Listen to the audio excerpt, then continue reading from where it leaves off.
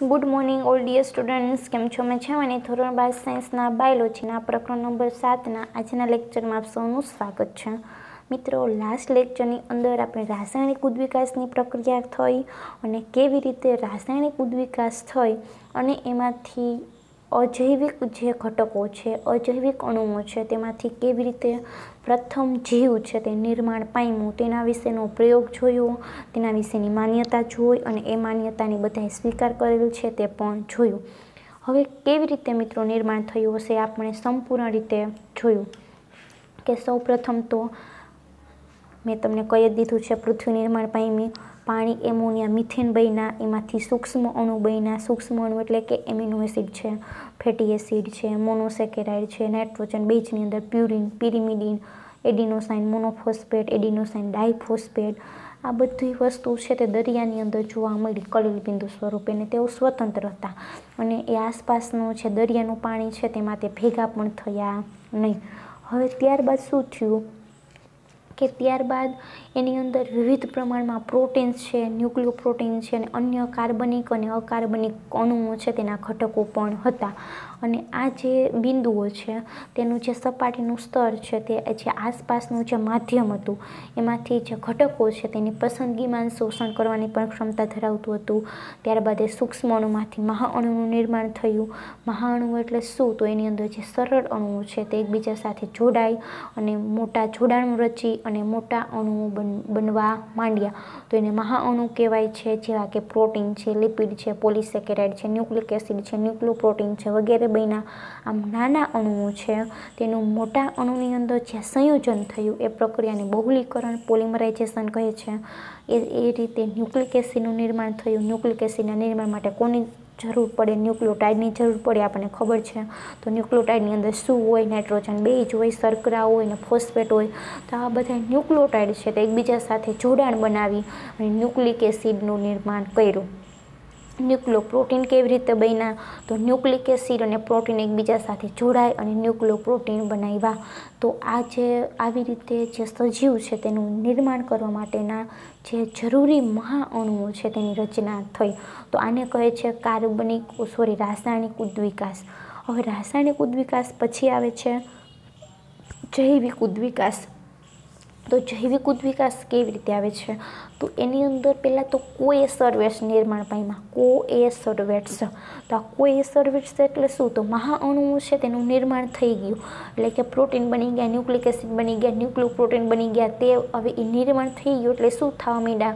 દરિયાની અંદર તે ભેગા થવા માંડ્યા, દરિયામાં તેની જમા થઈ ગયા અને તેના કારણે તેનું અવક્ષેપણ થયું એટલે કે દરિયાની નીચે તે જામી ગયા અને એના પરિણામે એવી એક સુવ્યવસ્થિત રચના અસ્તિત્વમાં આવી કે જેને કોએસર્વેટ્સ કહે છે। અને કોએસર્વેટ્સ શું છે? તો એક સ્વતંત્ર સ્વરૂપ છે, બૂંદ જેવું સ્વરૂપ કે જે આસપાસનું જે દરિયાનું પાણી છે તેમાં મિશ્ર થતું નથી। હવે એની અંદર પ્રોટીન છે, ન્યુક્લિયો પ્રોટીન છે, અન્ય કાર્બનિક અને અકાર્બનિક અણુઓ જોવા મળે છે।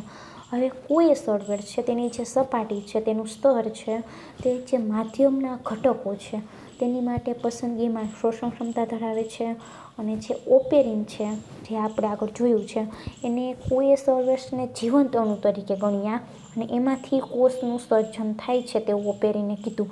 હવે ત્યારબાદ એમાંથી શું થયું? પૂર્વકોષ અથવા તો આદિકોષનું નિર્માણ થયું।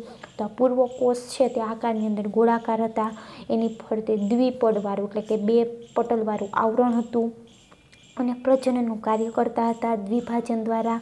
અને પૂર્વકોષો છે તે વિષમપોષી હતા એટલે કે પોષણ એની જાતે મેળવતા નહોતા। દરિયાની અંદર પાણીમાં જે ઓગળેલા કાર્બનિક ઘટકો છે તેની આથવણની જે ક્રિયા દ્વારા, આથવણના નિર્માણ દ્વારા તે શક્તિ મેળવતા હતા એટલે કે જે પ્રથમ કોષ છે તે અજારકોય હતું અને વિષમકોષી પણ હતું। ત્યારબાદ પૂર્વકોષો છે તેમાંથી કોષનું નિર્માણ થયું એટલે કે પૂર્વકોષની અંદર ડીએનએ અને આરએનએનું તંત્ર વિકાસ પામ્યું। ત્યારે બેક્ટેરિયા અથવા તો વાયરસ જેવા તે દેખાવા લાગ્યા અને ડીએનએ છે તે તો સ્વયં બેવડાય છે, આપણને ખબર છે, પ્રોટીન સંશ્લેષણ કરવાની ક્ષમતા ધરાવે છે। તો આવી રીતે પ્રોટીન સંશ્લેષણ કરવાની ક્ષમતા પણ મેળવી લીધી અને આમ લાંબા સમયે આણ્વિક ઉદ્વિકાસ થયો એટલે કે આ અણુઓનો ઉદ્વિકાસ થયો અને એમાંથી જીવ નિર્માણ પામ્યું અને સમય જતાં પૂર્વકોષ છે તે કોષની અંદર વિભેદન પામ્યા। અહીંયા સુધીનું આપણે જોયું। હવે એ કોષો છે, એ કોષોમાંથી બહુકોષીય સજીવનું નિર્માણ કેવી રીતે થયું તે આપણે જોવાનું છે કે આદિકોષ છે તે નિર્માણ તો પામી ગયા, ત્યારબાદ શું થયું કે જરૂરિયાત પ્રમાણે અંગિકાઓની રચના થઈ। પ્રાથમિક કોષ કેન્દ્રીય કોષ છે તે સુવિકસિત કોષ કેન્દ્રીય કોષ બન્યું। એમાંથી વનસ્પતિ સૃષ્ટિ અને પ્રાણી સૃષ્ટિના જુદા જુદા વિભાગો અને સમુદાય વિકસ્યા હશે।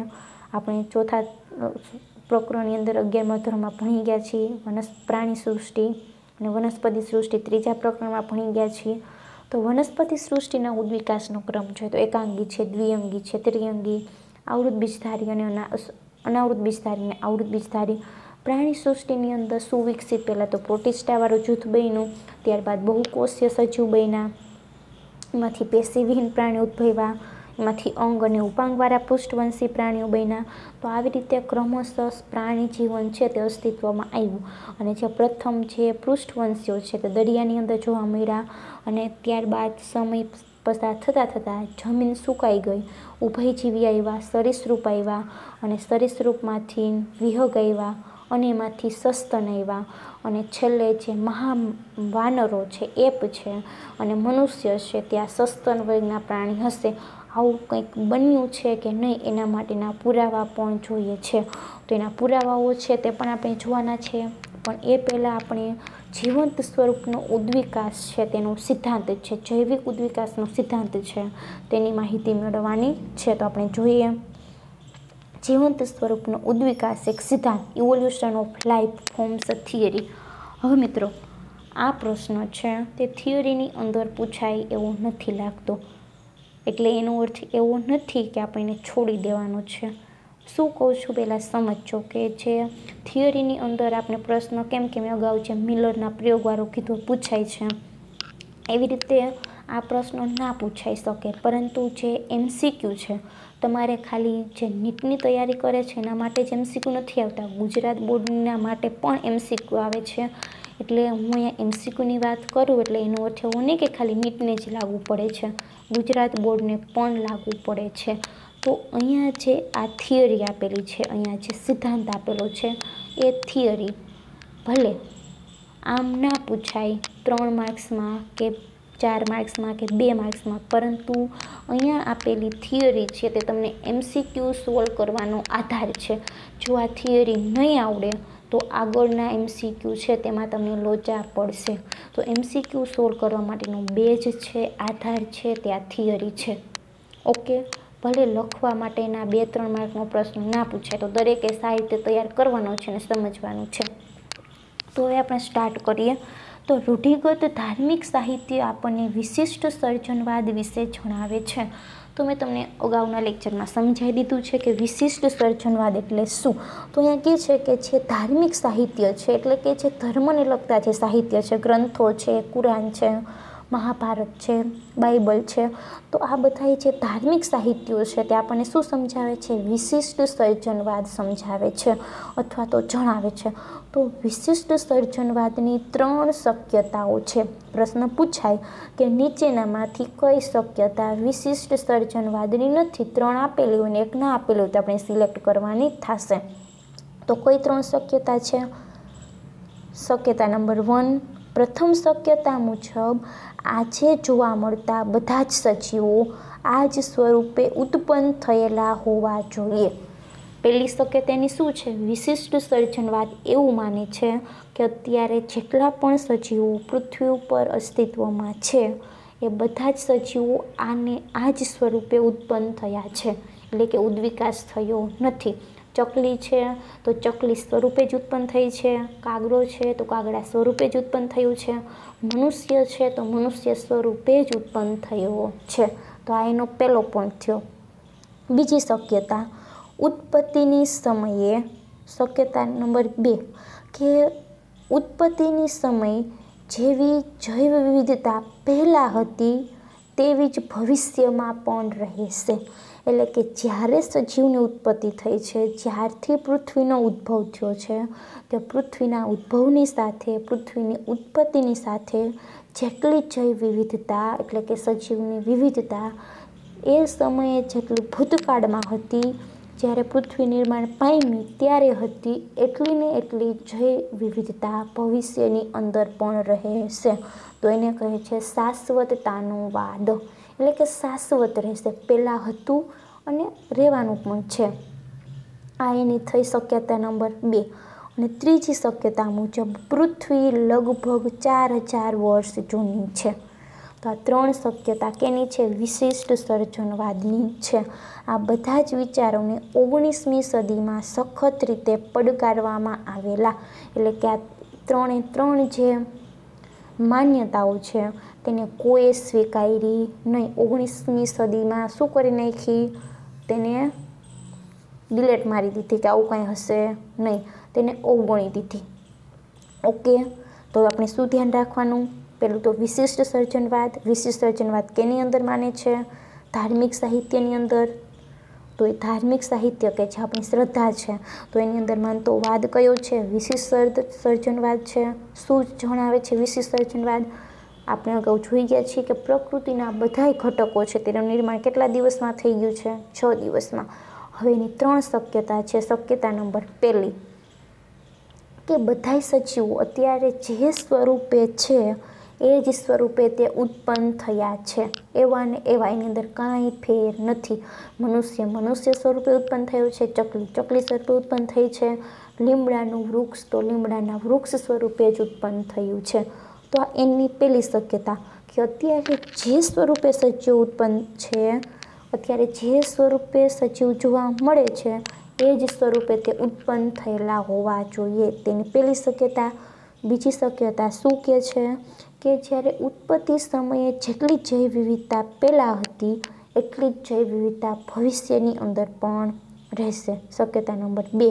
અને ત્રીજી શક્યતા પૃથ્વી કેટલી જૂની છે? 4000 વર્ષ જૂની છે. 3 જે શક્યતાઓ છે તેને શું કરી નાખ્યું? નકારવામાં આવી. તો હવે આગળ વધીએ કે શું કહે છે તે. આ વિચારોએ HMS બીગલ નામના સમુદ્રી જહાજમાં વિશ્વભરની સમુદ્રી સફર દરમિયાન ચાર્લ્સ ડાર્વિનના અવલોકનો પર આધારિત છે. હવે મિત્રો અહીંયાથી પણ MCQ આવે છે કે જહાજનું નામ છે શું છે? HMS beagle. આના આધારે ઘણા બધા આડાવડા થઈ જાય છો. આ જે HMS બીગલ છે ને તેની જગ્યાએ HM કરી નાખે છે, MSH કરી નાખે છે. તો યાદ રાખવાનું છે કે જે સમુદ્રી જહાજ છે, કયું સમુદ્રી જહાજ છે? HM અને S. આ HMS નામનું જે સમુદ્રી જહાજ છે તેની અંદર યાત્રા કરતા વૈજ્ઞાનિક છે. કયા વૈજ્ઞાનિક છે? Charles Darwin. તો હવે આ ચાર્લ્સ ડાર્વિન નામના વૈજ્ઞાનિક છે તેને ઉત્ક્રાંતિના પિતા તરીકે ઓળખવામાં આવે છે, ફાધર ઓફ ઇવોલ્યુશન. કારણ કે જેટલા પણ ઉદ્વિકાસના અને ઉત્ક્રાંતિના જે પણ પુરાવાઓ છે તે કોને આપ્યા છે? ચાર્લ્સ ડાર્વિને આપ્યા છે. તેની બુક છે, જે ચાર્લ્સ ડાર્વિન છે તેની એક બુક પણ છે. એની અંદર તેને આખું જે ઉદ્વિકાસની પ્રક્રિયા છે તેની અંદર બધા જ પુરાવાઓ તેને આપેલા છે. તો આમ ચાર્લ્સ ડાર્વિન છે તેને ઉત્ક્રાંતિની અંદર, ઉદ્વિકાસની અંદર બહુ બધું શું કરેલું છે? અભ્યાસ કરેલો છે. એટલા માટે તેને ઉદ્વિકાસના પિતા તરીકે ઓળખવામાં આવે છે, તો ઉત્ક્રાંતિના પિતા તરીકે ઓળખવામાં આવે છે. અને ચાર્લ્સ ડાર્વિનનું એક પુસ્તક છે, તમારી બુકની અંદર નામ નથી આપેલું, તમે લખી લેજો પુસ્તકનું નામ. હું બોલું છું, origin of species by means of natural selection. Origin of species by means of natural selection. હવે આની અંદર તેને એક સિદ્ધાંત આપ્યો છે અને સિદ્ધાંત છે નૈસર્ગિક પસંદગી સિદ્ધાંત, કે જે આજે આપણે ભણવાનું છે કે નૈસર્ગિક પસંદગી સિદ્ધાંત એટલે શું. તો આ બુકની અંદર તેને એક આપેલું છે, પુસ્તકની અંદર આપ્યો છે. અને ડાર્વિન એવું માને છે કે અત્યારે જેટલા પણ સજીવો છે તે જે અસ્તિત્વ ધરાવે છે તે ભૂતકાળની અંદર જે થઈ ગયેલા જે સજીવો છે તેના રૂપાંતરિત સ્વરૂપો છે. એટલે કે કોઈ નવી જાતિ છે તે કેવી રીતે નિર્માણ પામી છે કે જે પૂર્વ અસ્તિત્વ ધરાવતી જાતિમાંથી ઉદ્ભવી છે. તો એવું ડાર્વિન નામના વૈજ્ઞાનિક કહેતા હતા. એ પણ આપણે જોઈ લીધું કે ઉત્ક્રાંતિના પિતા અથવા તો ઉદ્વિકાસના વિતા, ફાધર ઓફ ઇવોલ્યુશન. હવે મિત્રો ચાર્લ્સ ડાર્વિન છે તે સફર કરતા હતા HMS બીગલ નામના સમુદ્રી જહાજમાં. હવે આ વૈજ્ઞાનિક છે ને તેને 5 વર્ષ સુધી પોતાના ઘરે નહોતા આવ્યા. કેટલા વર્ષ સુધી? 5 વર્ષ સુધી. અને તે અભ્યાસની અંદર બધે અલગ અલગ સ્થળોએ અભ્યાસ કરવા જતા હતા, રિસર્ચ કરવા જતા હતા, સંશોધન કરવા જતા હતા. અને 5 વર્ષ પછી તેના ઘરે આવ્યા હતા. સતત 5 વર્ષ સુધી તેને આવું સંશોધનનું કાર્ય ચાલુ રાખ્યું હતું. તો હવે શું કહે છે કે એમને તારણ કાઢ્યું કે પૃથ્વી પરના સજીવો માત્ર એકમેક સાથે સામ્યતા દર્શાવે છે તેવું નથી, પણ વર્ષો પહેલાંના સજીવો સાથે પણ તેની સમાનતા છે. હવે ડાર્વિને શું કીધું કે પૃથ્વી ઉપર અત્યારે જેટલા સજીવો જોવા મળે છે એ સજીવ તો એકબીજાની સાથે સમાનતા ધરાવે છે. એટલે એની સાથે સાથે જે પહેલાંના જમાનાના જે સજીવો છે કે જે અત્યારે લુપ્ત થઈ ગયા છે, ઘણા સજીવો અત્યારે અસ્તિત્વમાં નથી, તો એ પહેલાંના સમયના જે સજીવો છે તેની સાથે પણ તે સમાનતા ધરાવે છે. તો આવું કોને કીધું? ડાર્વિને કીધું. શું કીધું? હજી એકવાર જોઈએ કે તેને તારણ કાઢ્યું કે પૃથ્વી પરના સજીવો માત્ર એકમેક સાથે સામ્યતા દર્શાવે છે તેવું નથી. એટલે તમને એવું કહે છે કે અત્યારના જે સજીવો છે તે એકબીજાની સાથે જ સામ્યતા ધરાવે છે એવું નથી. એકબીજાની સાથે તો સામ્યતા દર્શાવે છે, પરંતુ વર્ષો પહેલાંના સજીવોની સાથે પણ સામ્યતા દર્શાવે છે. સ્ટેટમેન્ટ એવું કહેવા માગે છે, આ વિધાન એવું કહેવા માગે છે. તમે એવું ના સમજતા કે અત્યારના સજીવો સાથે સામ્યતા દર્શાવતા નથી. એને કઈ રીતે વાક્ય બનાવ્યું છે જરાક જોજો. ઓકે, એટલે એનો કહેવાનો અર્થ એવો છે કે પૃથ્વી ઉપરના જે સજીવો છે તે અત્યારે એકબીજાની સાથે સામ્યતા દર્શાવે છે, પરંતુ એની સાથે જે વર્ષો પહેલાંના સજીવો છે કે જે અત્યારે અસ્તિત્વ નથી ધરાવતા એની સાથે પણ શું કરે છે? સમાનતા દર્શાવે છે. હવે એમાંના ઘણા લુપ્ત થયેલા છે. વર્ષો પહેલાંના સજીવ ડાયનાસોર જોઈએ તો ત્યાં જોવા મળતું નથી, લુપ્ત થઈ ગયું છે. તો આમાંના ઘણા સજીવ એવા છે કે તે લુપ્ત પણ થયેલા છે. અને પૃથ્વીના ઇતિહાસમાં વિવિધ સમયગાળામાં અમુક સજીવો લુપ્ત થયેલા છે. એટલે કે જ્યાં પૃથ્વી છે તેની અંદર ઇતિહાસની વાત કરીએ કે જ્યારથી પૃથ્વીનો ઉદ્ભવ થયો છે ત્યાંથી લઈ અને અત્યાર સુધીની વાત કરીએ તો એના અમુક સમયગાળાની અંદર જુદા જુદા સમયગાળામાં શું થયું જોવા મળે છે કે અમુક સજીવો લુપ્ત થઈ ગયા છે. લુપ્ત થઈ ગયા છે એટલે કે તે પહેલાં અસ્તિત્વ ધરાવતા હતા, પહેલાં રહેતા હતા, પરંતુ અત્યારે એ જોવા મળે નહીં. જેમ કે ડાયનાસોર પહેલાં હતા ત્યાં જોવા મળતા નથી, તો એને કહે છે લુપ્ત થઈ ગયા. ઓકે, તો હવે આગળ જોઈએ કે શું કહેવા માગે છે તે. તો જેની સામે અમુક નવા પણ ઉતરી આવેલા છે. એટલે કે પહેલાં જે સજીવો જોવા મળતા હતા એ અત્યારે જોવા નથી મળતા, તે લુપ્ત થઈ ગયા છે.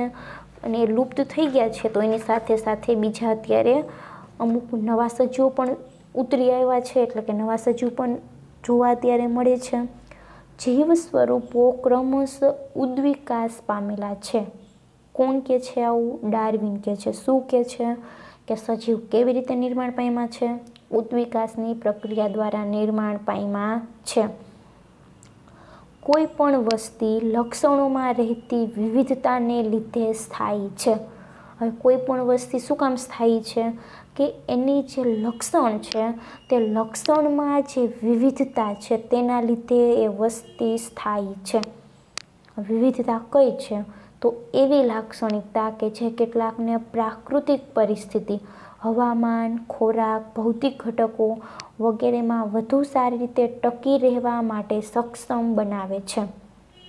હવે મિત્રો હું તમને સમજાવું છું. આપણે જોઈ ગયા છીએ 13મા પ્રકરણની અંદર કે જન્મદર વધુ છે. જન્મદર કેવો છે? વધારે છે. બરોબર સમજો મિત્રો. જન્મદર વધારે છે, મૃત્યુદર કેવો છે? ઓછો છે. હવે ઓબ્વિયસલી છે જન્મદર વધારે છે, મૃત્યુદર ઓછો છે, તો જે તે ક્ષેત્ર છે, જે તે પ્રદેશ છે તો એની અંદર સજીવની સંખ્યામાં શું થશે? વધારો થશે. તો એની સામે સજીવ છે તે સજીવના સ્ત્રોત પણ વિપુલ છે. સજીવના સ્ત્રોત કેવા છે? વિપુલ છે, એટલે ઘણા બધા છે.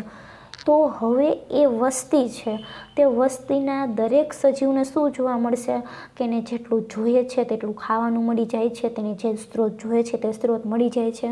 તો દરેક સજીવ છે તે મહત્તમ પ્રજનન કરશે, વિપુલ પ્રમાણમાં એની સંતતિ છોડી જશે અને લાંબુ જીવશે. પરંતુ એવું કંઈ જોવા મળતું નથી. આપણે એ પણ જોયું કે કોઈ પણ સજીવ છે, આપણે ત્યાં વૃદ્ધિના 2 નમૂના જોયા હતા કે ચરઘાતાંકીય વૃદ્ધિ છે અને બીજું હતું સંભાવ્ય વૃદ્ધિ. 2 જોઈ હતી. તો ચરઘાતાંકીય રીતે કોઈ પણ સજીવ વૃદ્ધિ ના કરી શકે, કારણ કે સજીવની પાસે જો સ્ત્રોત મર્યાદિત નહીં હોય, એટલે કે સ્ત્રોતો અમર્યાદિત હશે તો જ તે ચરઘાતાંકીય રીતે વૃદ્ધિ કરશે. પરંતુ અત્યારે બધા જ સજીવો પાસે સ્ત્રોતો કેવા છે? મર્યાદિત છે, એટલે કે પૂરતા પ્રમાણમાં મળતા નથી. તો સમજાઈ ગયું કે આવું ક્યારેય ના બની શકે કે જન્મદર વધારે છે, મૃત્યુદર ઓછો છે અને સ્ત્રોત વિપુલ પ્રમાણમાં છે.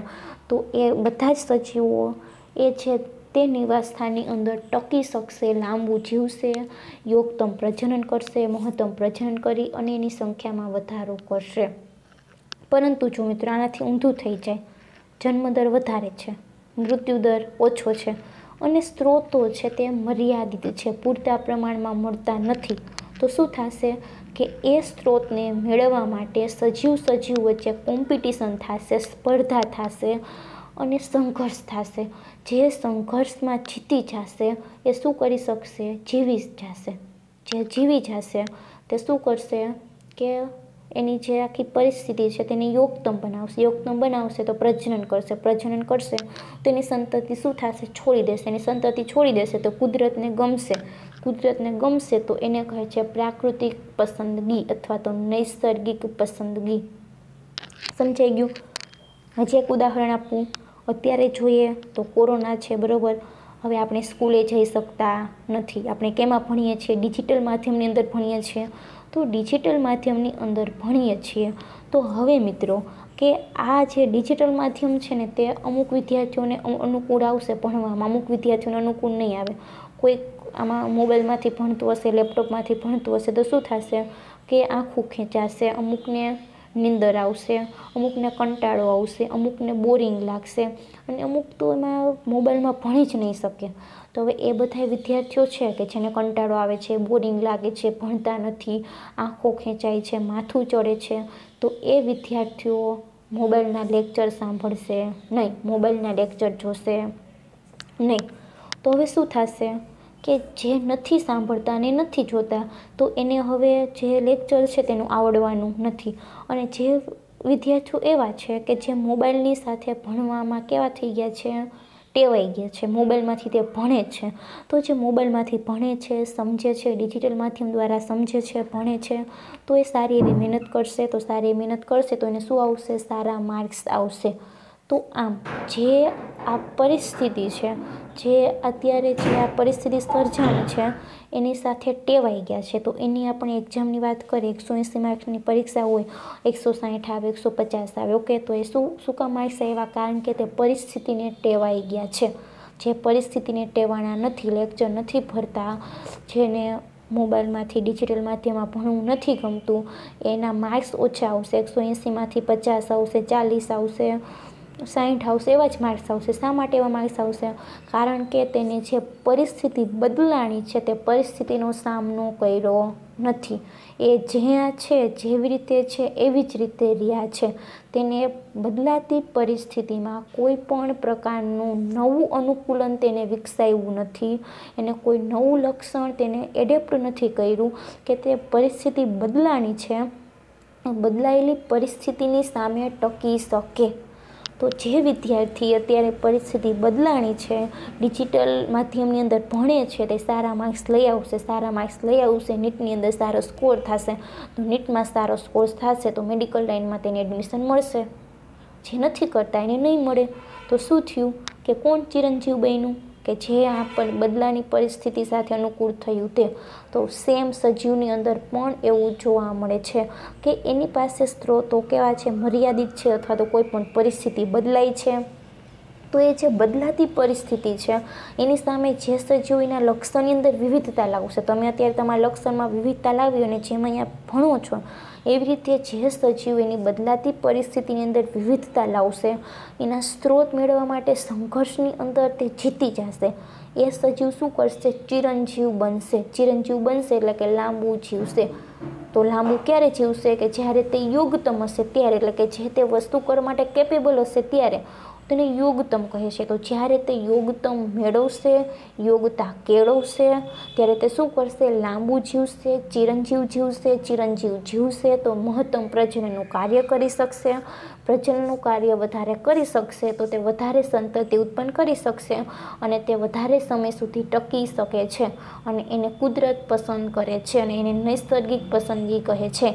તો આમ આવી રીતે એ સજીવ કે જે બદલાતી પરિસ્થિતિમાં જીવી જાય છે તો એને નૈસર્ગિક પસંદગી અથવા તો પ્રાકૃતિક પસંદગી અથવા ઇંગ્લિશમાં તેને નેચરલ સિલેક્શન કહે છે. તો બસ આટલું જ સમજવાનું છે. આપણે જોઈએ ડાર્વિને શું કીધું કે સજીવો કેવી રીતે ઉત્પન્ન થયા છે? ક્રમશઃ ઉદ્વિકાસ દ્વારા નિર્માણ પામેલા છે. કોઈ પણ લક્ષણ છે, કોઈ પણ વસ્તી છે એની અંદર લક્ષણમાં શું જોવા મળે છે? વિવિધતા જોવા મળે છે અને વિવિધતાને લીધે તે શું છે? સ્થાયી છે. હવે એવી લાક્ષણિકતા કે તે કેટલાકને જે પ્રાકૃતિક પરિસ્થિતિ છે તે પ્રાકૃતિક પરિસ્થિતિની અંદર સારી રીતે ટકી રહેવા માટે સક્ષમ બનાવે છે. તો પ્રાકૃતિક પરિસ્થિતિ કઈ કઈ છે? હવામાન છે, ખોરાક, ભૌતિક ઘટકો, આ બધાની અંદર જો બદલાવ આવે, ચેન્જીસ આવે તો એની સામે તે ટકી રહે તો એમાં એને સક્ષમ બનાવે છે. તો એની એવી લક્ષણની જે વિવિધતા છે તે. તો આ પરિસ્થિતિ ઓછા સક્ષમ હોય તેવાને પાછળ રાખી દે છે. ને જેમ તમને સમજાયું તેમ કે પરિસ્થિતિ બદલાશે તો પરિસ્થિતિ બદલાશે તો જે ઓછા સક્ષમ હશે તે ક્યાં રહી જશે? પાછળ વહી જશે. કે જે મહેનત નહીં કરે, જેને ઓછા માર્ક્સ આવશે તે MBBSની અંદર એડમિશન નહીં મેળવી શકે. જેને વધારે માર્ક્સ આવશે તેને MBBSમાં એડમિશન મળી જશે. તો આમ જે ઓછા સક્ષમ છે તે પાછળ રહી જશે, જેને સારા માર્ક્સ આવે છે તે આગળ નીકળી જાય છે. તો આવી રીતે જે આ પરિસ્થિતિ છે ઓછા સક્ષમને પાછળ રાખી દે છે. અને આના માટે બીજો શબ્દ શું છે? યોગ્ય છે અથવા તો વ્યક્તિગત અથવા તો વસ્તી માટે વાપરી શકાય. યોગ્ય એટલે કે યોગ્યતા. તમારે MBBSની અંદર એડમિશન મેળવવું છે તો તમારે 600 માર્ક્સ હશે તો તમને એડમિશન મળશે. તો 600 માર્ક્સ ક્યારે આવશે? કે જ્યારે તમે સારી એવી મહેનત કરશો, સારી એવી તૈયારી કરશો ત્યારે તમારે એટલા માર્ક્સ આવશે. તો એ મહેનત એ તમારી શું છે? યોગ્યતા છે. તો આમ જેની પાસે એ યોગ્યતા હશે તો એ આગળ નીકળી શકશે અને એને શું મળી શકશે? કે આગળ MBBSની અંદર એડમિશન મળી શકશે. તો આમ એના માટે બીજો શબ્દ યોગ્યતા વાપરવામાં આવે છે અથવા તો વ્યક્તિગત અથવા તો વસ્તી માટે પણ તે વાપરી શકાય છે. તો જે વસ્તીની યોગ્યતા સારી રીતે પૃથ્વી ઉપર ટકી શકે, એટલે કે જે વસ્તી છે તેની યોગ્યતા સારી હશે તે પૃથ્વી ઉપર ટકી શકશે. આખરે ડાર્વિનના મતે યોગ્યતા એટલે પ્રજનનની યોગ્યતા. તો અહીંયા પણ યાદ રાખવાનું છે કે ડાર્વિનના મતે યોગ્યતા એટલે કે ફિટનેસ તો કોને કહે છે? તો યોગ્યતા એટલે કે પ્રજનનની યોગ્યતા. તેથી જેઓ પર્યાવરણ સારી રીતે યોગ્ય કેળવે છે, બીજા કરતાં વધુ સંતતિ ઉત્પન્ન કરે છે અને તેથી તે વધુ સમય ટકી શકે છે અને કુદરત તેને પસંદ કરે છે તેને આપણે નૈસર્ગિક પસંદગી કહી. ને સમજાયું જાયું બરોબર? જે બદલાની પરિસ્થિતિ છે, બદલાની પરિસ્થિતિનો સામનો કરી શકે છે, પર્યાવરણની અંદર સારી યોગ્યતા કેળવી શકે છે, બીજા કરતાં વધારે સંતતિ ઉત્પન્ન કરશે, સારું એવું પ્રજનન કરશે, મહત્તમ દરે પ્રજનન કરશે, એટલા માટે વધારે સમય સુધી તે ટકી શકશે અને જે વધારે સમય સુધી ટકી શકશે, લાંબુ જીવી શકશે તેને કુદરત પસંદ કરે છે અને જેને કુદરત પસંદ કરે તેને કહે છે નૈસર્ગિક પસંદગી અથવા તો પ્રાકૃતિક પસંદગી અને ઇંગ્લિશમાં નેચરલ સિલેક્શન.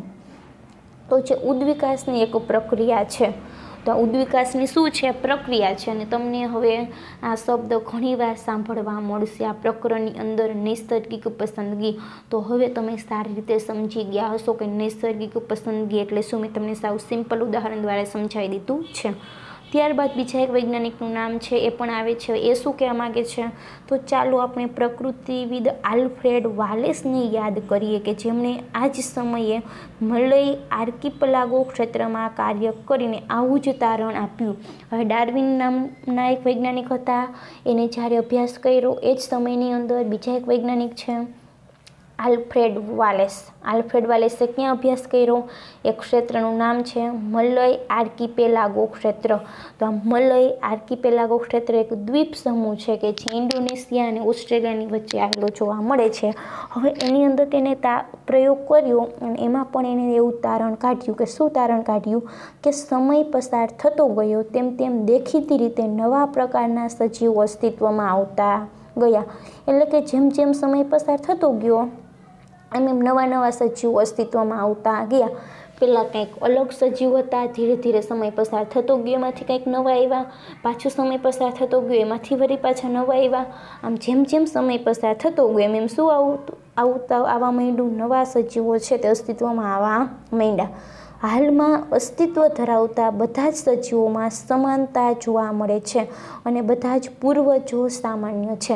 એટલે કે અત્યારે જેટલા સજીવો અસ્તિત્વ ધરાવે છે તે બધા સજીવની વચ્ચે શું જોવા મળે છે? સમાનતા જોવા મળે છે. અને આ સમાનતા છે એના પૂર્વજો છે એ પણ બધા કેવા છે? સામાન્ય પૂર્વજો છે. તેમ છતાં પૂર્વજો પૃથ્વીના ઇતિહાસના વિવિધ સમયે હાજર હતા. એટલે કે જ્યાં પૂર્વજો છે તે પૃથ્વીના ઇતિહાસની અંદર એવા જુદા જુદા સમયે હાજર હતા. અહીંયા યુગ આપ્યા છે કે આ પ્રકલ્પ યુગ છે, ત્યાર પછી સમય અને કલ્પ યુગ છે. આ પૃથ્વીનો જે ઇતિહાસ છે તેના યુગ છે કે જેમાં આપણે કહીએ કે પ્રાચીન યુગ ને અર્વાચીન યુગ ને એવી રીતે આ પ્રકલ્પ યુગ છે અને કલ્પ યુગ છે તેની અંદર જે આ પૂર્વજો છે તે હાજર હતા. પૃથ્વીનો ભૂસ્તરીય ઇતિહાસ એ પૃથ્વીના જૈવિક ઇતિહાસ સાથે ખૂબ જ સમાનતા દર્શાવે છે. એટલે કે પૃથ્વીનો જે ભૂસ્તરીય ઇતિહાસ છે એટલે કે જે પૃથ્વીના પેટાળની અંદર જે ઇતિહાસ થાય છે એ ઇતિહાસ છે તે પૃથ્વીના જે જૈવિક ઇતિહાસ છે તેની સાથે પણ શું ધરાવે છે? સમાનતા દર્શાવે છે. અને અંતે સામાન્ય શક્ય તારણ એ છે કે પૃથ્વી ખૂબ જ જૂની છે. એટલે કે એક તારણને એવું કાઢ્યું કે પૃથ્વી બહુ જ જૂની છે. અગાઉના વિચારો મુજબ તે હજારો વર્ષો જૂની નહીં પરંતુ અબજો એટલે કે બિલિયન વર્ષ જૂની છે. એટલે કે અગાઉ જે વિશિષ્ટ સર્જનવાદની અંદર જે કહેવા માંગ્યું છે કે પૃથ્વી 4000 વર્ષ જૂની છે તો એટલી 4000 વર્ષ જૂની નથી પરંતુ એ કેટલી જૂની છે? ખૂબ જ જૂની છે. કેટલી જૂની છે? અબજો બિલિયન વર્ષ જૂની છે. તો અહીંયા આપણું જીવંત સ્વરૂપવાળો ઉદ્વિકાસનો એક સિદ્ધાંત પૂર્ણ થાય છે. ડાર્વિન અને આલ્ફ્રેડ વોલેસ નામના વૈજ્ઞાનિકના જે મંતવ્ય છે તે ડાર્વિન નામના વૈજ્ઞાનિકે વધારે પ્રમાણમાં ક્ષેત્ર છે તે આપણે જોઈએ તો ગેલાપગોસ ટાપુ છે તેના ઉપર કરેલું છે વધારે અભ્યાસ. જે ગેલાપગોસ ટાપુ છે તેના ઉપર યાદ કરો બકરીવાળું અને એબેન્ગડન કાચબાવાળું 13મા પ્રકરણની અંદર આવી ગયું છે. તો એ જે ટાપુ છે તેના ઉપર તેને વધારે પ્રમાણમાં અભ્યાસ કરેલો છે. હજી આગળ આવશે ત્યારે આપણે જોશું. તો અહીંયા નેચરલ પસંદગીનો સિદ્ધાંત અને આલ્ફ્રેડ વાલેસે શું કીધું તે કોણે કયા કાર્ય કર્યું છે? આલ્ફ્રેડ વાલેસે મલય આર્કિપેલાગો ક્ષેત્રમાં યાદ રાખવાનું છે વિશિષ્ટ સર્જનવાદના 3 મુદ્દા. પૃથ્વી ઉપર અત્યારે હાલમાં જે સજીવો અસ્તિત્વમાં છે એના એ જ સ્વરૂપે તે ઉત્પન્ન થયા છે. બીજી શક્યતા પહેલાં ઉત્પત્તિ સમયે જે જૈવ વિવિધતા હતી એવી જૈવ વિવિધતા ભવિષ્યમાં રહેશે. અને ત્રીજી શક્યતા કે પૃથ્વી 4000 વર્ષ જૂની છે. ત્યારબાદ નૈસર્ગિક પસંદગી અથવા કુદરતી પસંદગી તો બદલાતી જતી પરિસ્થિતિ છે, વિવિધતા છે, તેની અંદર જે સજીવ છે તેના લક્ષણની અંદર વિવિધતા લાવે છે, એની લક્ષણને તે યોગ્ય બનાવે છે, યોગ્ય કેળવે છે, તે યોગ્યતા પ્રાપ્ત કરે છે. જે યોગ્યતા પ્રાપ્ત કરે છે તે મહત્તમ દરે પ્રજનન કરે છે. મહત્તમ દરે પ્રજનન કરશે તો બીજા કરતાં વધારે સંતતિ ઉત્પન્ન કરશે. વધારે સંતતિ ઉત્પન્ન કરશે લાંબુ સમય ટકી શકશે. એને કુદરત પસંદ કરે છે અને એને કહે છે નૈસર્ગિક પસંદગી. ઓકે મિત્રો, તો આજે અહીંયા સુધી રાખીએ. નેક્સ્ટ લેક્ચર છે તેની અંદર આપણે જોશું ઉદ્વિકાસ માટેના પુરાવા શું છે તેના વિશેનો અભ્યાસ કરીશું.